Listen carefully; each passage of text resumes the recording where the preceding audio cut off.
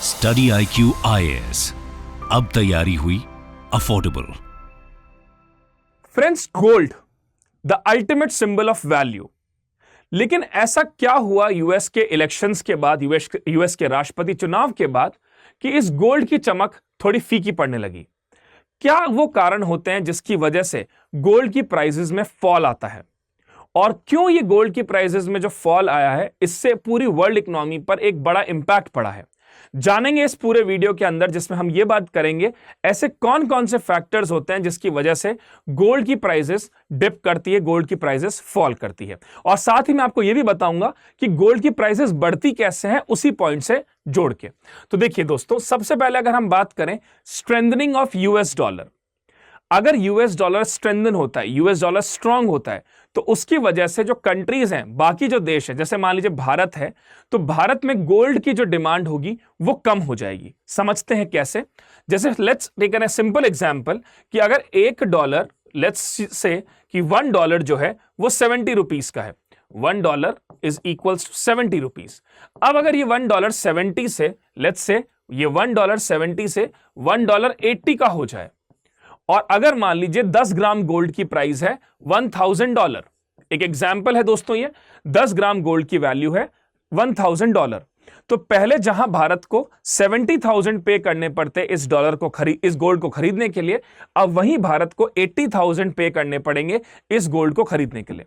तो that simply means कि gold costly होगा, और जब कोई चीज कॉस्टली हो जाती है तो उसकी डिमांड जो है, या जब कोई चीज की प्राइस बढ़ जाती है तो उसकी डिमांड धीरे धीरे कम होने लगती है। तो जैसे ही यूएस डॉलर स्ट्रेंथन होएगा, इसकी वजह से क्या होगा कि जो गोल्ड की डिमांड होगी वो फॉल होगी, और इसकी वजह से जब गोल्ड की डिमांड फॉल होगी तो धीरे धीरे गोल्ड की प्राइसेस कम होने लग जाएंगी, क्योंकि gold become less attractive to the people. और जब किसी चीज की डिमांड धीरे धीरे कम होने लगती है तो फिर उसकी प्राइसेस भी धीरे धीरे गिरने लगती है। तो this is the reason why strengthening of US dollar will lead to fall in the gold prices. Similarly, gold की प्राइस कैसे बढ़ेगी? अगर यहीं पे रुपी स्ट्रांग हो जाता तो हम गोल्ड का इंपोर्ट ज्यादा करते, और अगर हम गोल्ड का इंपोर्ट ज्यादा करते तो गोल्ड की डिमांड बढ़ती, और गोल्ड की डिमांड बढ़ने से गोल्ड की प्राइसेस बढ़ जाती। So this is the reason why strengthening of US dollar will lead to this thing.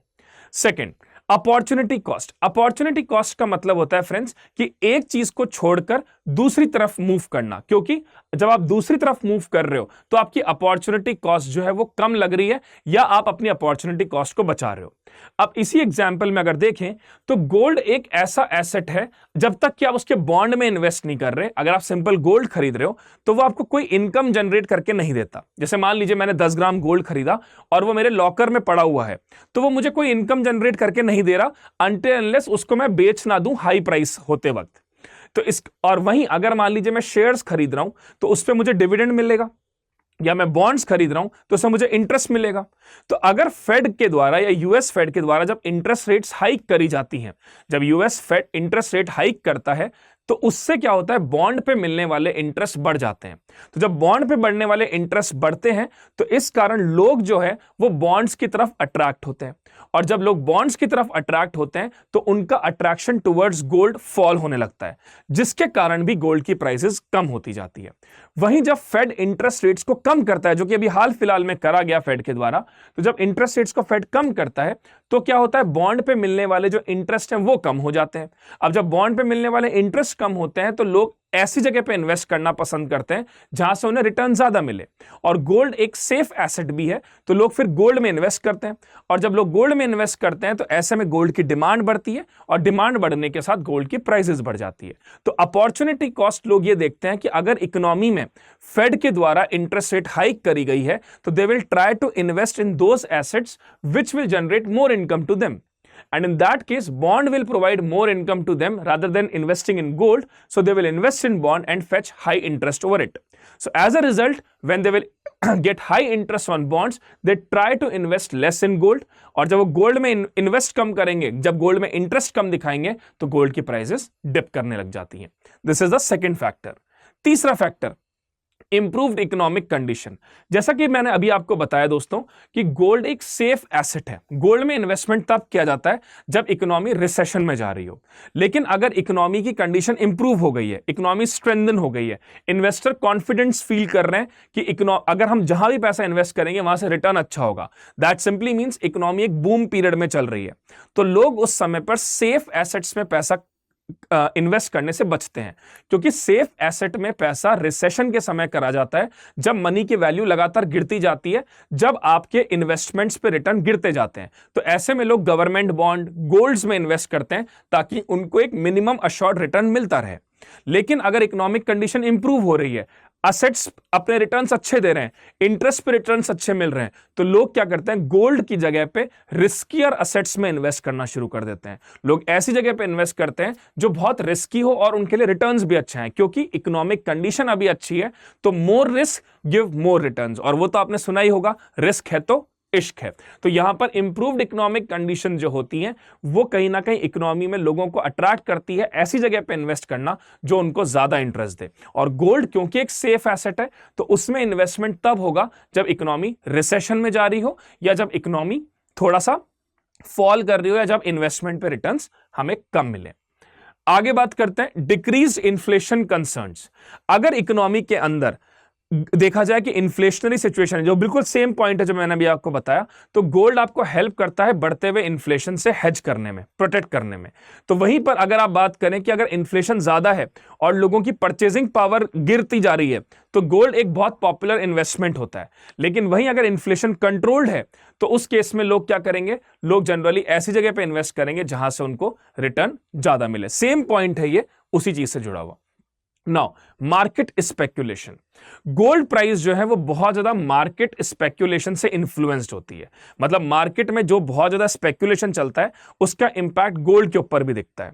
वहीं अगर उनको लग रहा है कि लेट्स से कि गवर्नमेंट भी या जो हेज फंड्स जो होते हैं या जो अलग अलग इन्वेस्टर्स होते हैं वो लगातार गोल्ड को बाय और सेल करते रहते हैं स्पेक्यूलेशन वाले टाइम में, क्योंकि जब स्पेक्यूलेशन होता है तो पता नहीं चलता कि मार्केट ऊपर जाएगा या नीचे गिरेगा।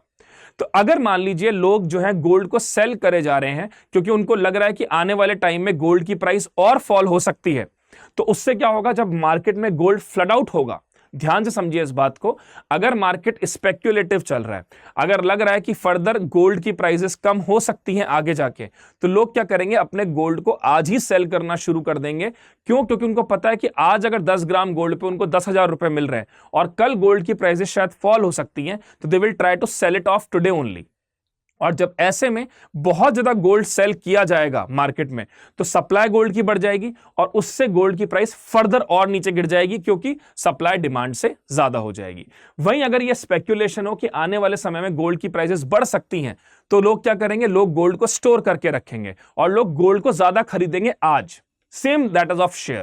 तो जब लोगों को लग रहा है कि गोल्ड की प्राइसेस कल ज्यादा बढ़ सकती हैं, तो वो आज गोल्ड ज्यादा खरीदेंगे और गोल्ड की डिमांड बढ़ेगी। तो जब गोल्ड की डिमांड बढ़ेगी तो ऑब्वियस सी बात है गोल्ड की प्राइसेस बढ़ने लग जाती हैं। So this is regarding to market speculation. Next, central bank action. Central bank का एक्शन क्या होता है इस केस में?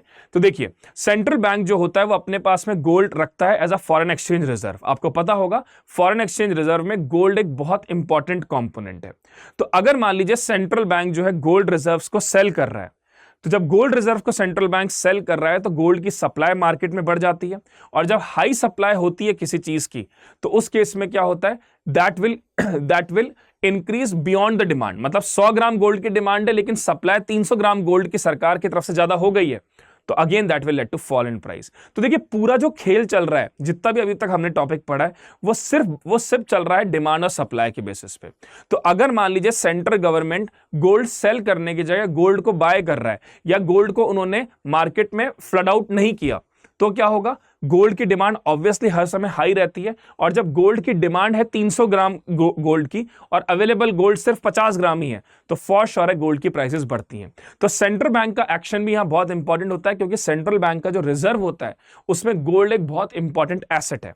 तो जैसे ही गोल्ड की जब एक्सेसिव फ्लडिंग आउट की जाता है गोल्ड को मार्केट में, तो उससे गोल्ड एक्सेसिव सप्लाई होती है गोल्ड की, और जिसके कारण गोल्ड की डिमांड कम होती जाती है और डिमांड कम होने से प्राइस फॉल होती है।